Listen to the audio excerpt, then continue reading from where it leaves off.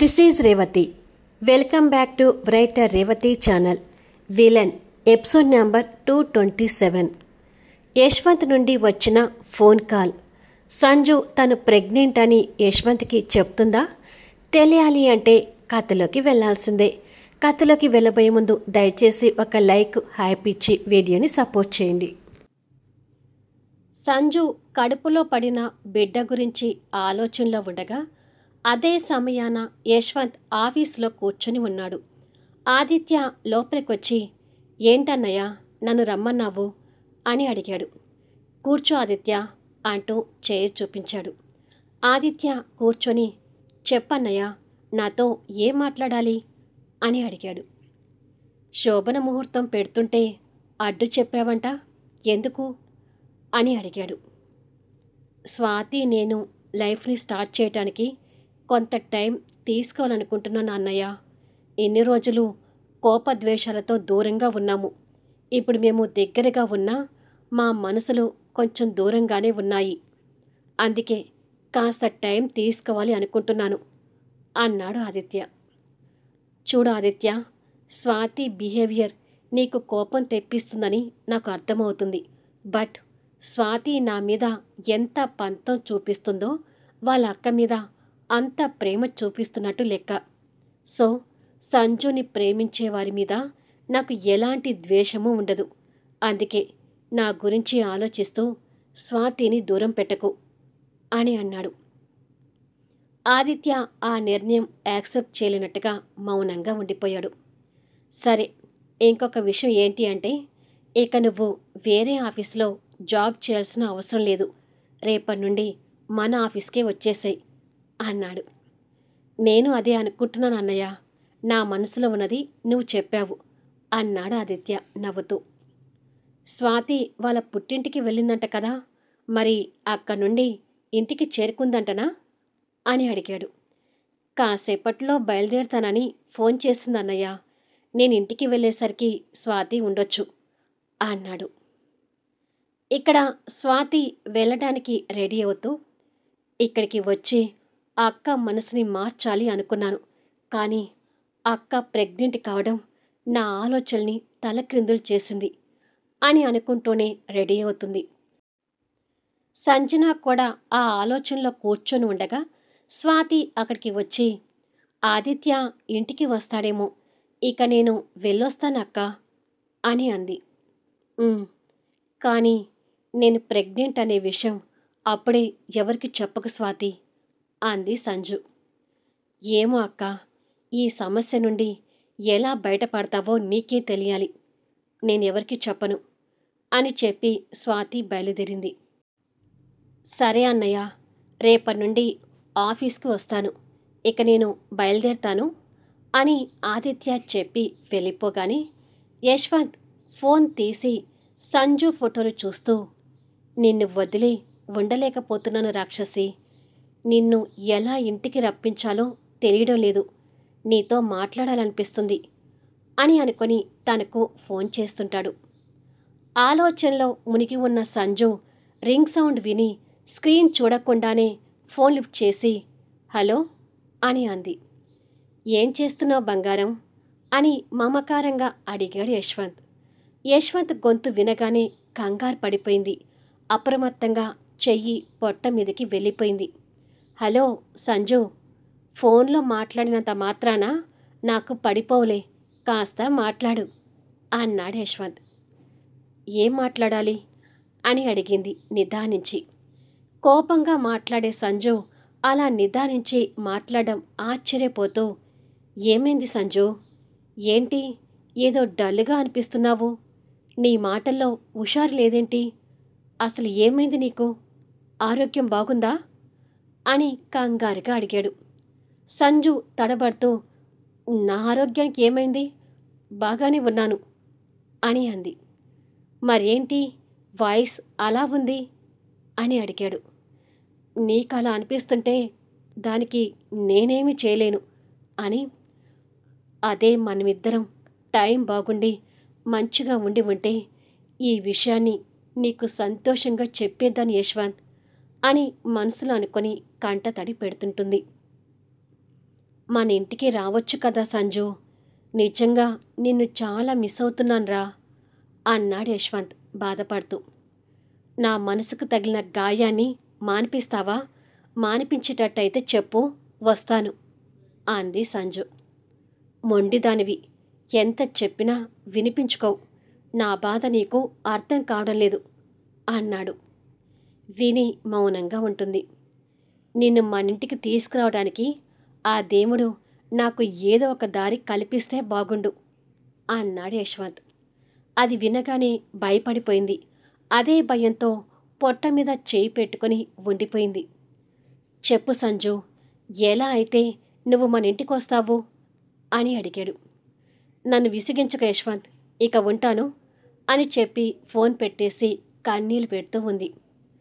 రాక్షసి, ఎంత చెప్పినా వినిపించుకోవడం లేదు అని ఇక్కడ యశ్వంత్ బాధపడుతూ ఉన్నాడు. ఇక్కడ సంజు పొట్ట మీద చేయి పెట్టుకుని వెక్కి వెక్కి ఏడుస్తుంటుంది. అదే సమయాన సంజన ప్రెగ్నెంట్ విషయం గురించి ఆలోచిస్తూ స్వాతి ఆటోలో వెళ్తూ ఉండగా ఒక కార్ ఫాస్ట్గా వచ్చి ఆ ఆటో ముందుకు వెళ్ళి ఆగింది. దాంతో ఆటోకి సడన్ బ్రేకులు పడ్డాయి. స్వాతి ముందుకు చూసేసరికి కారులో నుండి షీలా దిగింది. షీలా ఎవరో స్వాతికి తెలియక వస్తున్న తన వైపు చూస్తూ ఉండగానే, ఎవరమ్మా నువ్వు? కారేంటి మా ఆటోకి అడ్డంగా ఆపావు అని అడిగాడు ఆటో డ్రైవర్. కాసేపు వెయిట్ చేయి అని డ్రైవర్కి నిర్లక్ష్యంగా చెప్పి స్వాతి వైపుకొచ్చి, నీతో కొంచెం మాట్లాడాలి స్వాతి అని అంది. అసలు ఎవరు నువ్వు? నా పేరు నీకెలా తెలుసు అడిగింది స్వాతి. నేను సంజన ఫ్రెండ్ని. నా పేరు రష్మి. నా గురించి నీకు తెలియకపోవచ్చు, బట్ నీ గురించి నాకు తెలుసులే. సంజన మంచి కోరే ఫ్రెండ్ని. సంజన లైఫ్ గురించి నీతో కొంచెం మాట్లాడాలి అని అంది. స్వాతి తనని అనుమానంగా చూస్తుంటే షీలా అది గమనించి, ఎలాగైనా ఈ స్వాతిని నా గ్రిప్పులో పెట్టుకోవాలి అని మనసులో అనుకొని, నేను సంజనాకి మాత్రమే ఫ్రెండ్ని కాదు, అభికి కూడా బెస్ట్ ఫ్రెండ్ని. అభికి బెస్ట్ ఫ్రెండ్ని అంటే సంజన నా ఫ్రెండ్ కావడంలో నువ్వు అనుమానంగా చూడాల్సిన అవసరం లేదు అంటూ అభితో కలిసి దిగిన ఫోటోని స్వాతికి చూపించింది. దాంతో స్వాతి తనని నమ్ముతూ, ఏం మాట్లాడాలి నాతోటి అని అడిగింది. అది ఇక్కడ కాదు, ముందు ఆటో దిగు అని అంది. సరే అని చెప్పి స్వాతి ఆటో అతనికి డబ్బులిచ్చి ఆటో దిగి ఆటోని పంపించింది. మామూలుగా అయితే అక్క ఫ్రెండ్స్ అందరూ నాకు బాగానే తెలుసు, బట్ నేను నిన్నెప్పుడూ చూడలేదే అంది స్వాతి. అది సంజనాతో కలిసి నేను ఫ్రెండ్షిప్ చేసింది కొంతకాలమే. ఎందుకంటే నేను అభితో పాటుగా స్టడీస్కి అబ్రాడ్ వెళ్ళాను. సో నా గురించి నీకు తెలియకుండా పోయింది స్వాతి అని అంది.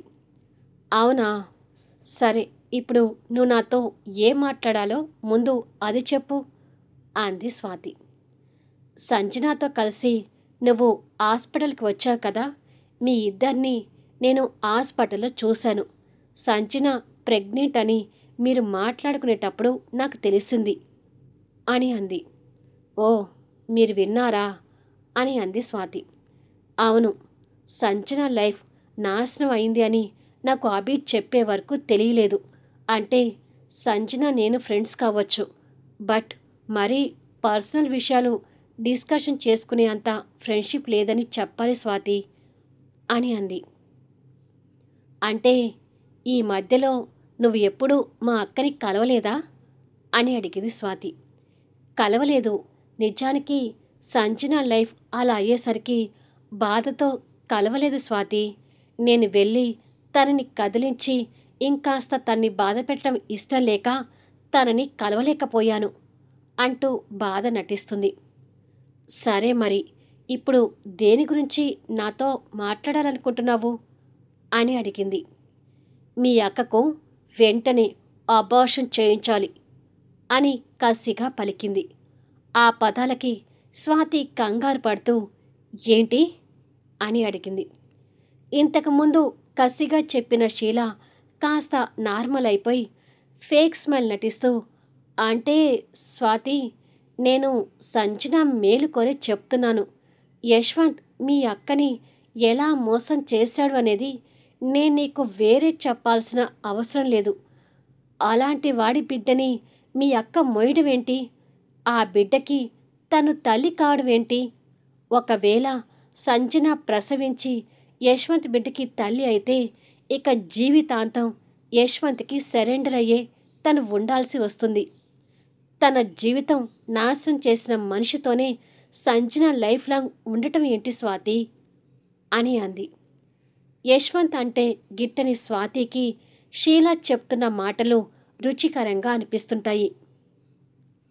సంజన కనుక ఆ బిడ్డని మోస్తుంటే ఇక యశ్వంత్ దగ్గర తను పూర్తిగా లాక్ అయినట్టే. సంజన జీవితం అలా నాశనం కావడం నాకు ఇష్టం లేదు స్వాతి. సో సంజన జీవితాన్ని నువ్వే కాపాడాలి. అది నీ చేతిలోనే ఉంది అని అంది బాధ నటిస్తూ. నేనేం చేయగలుగుతాను అని అడిగింది స్వాతి. నేను చెప్పేది విను. మీ అక్క నెల తప్పింది అనే విషయం మరో వ్యక్తికి తెలియకుండా వెంటనే అబార్షన్ చేయిస్తే మంచిది. అప్పుడే మీ అక్క మూవ్ ఆన్ అయి మరొక కొత్త జీవితాన్ని చూసుకునే ఛాన్స్ ఉంది. అలా కాదని బిడ్డని కంటే మాత్రం మీ అక్క జీవితం ఇంకా సర్వనాశనం అయినట్టే అని అంది.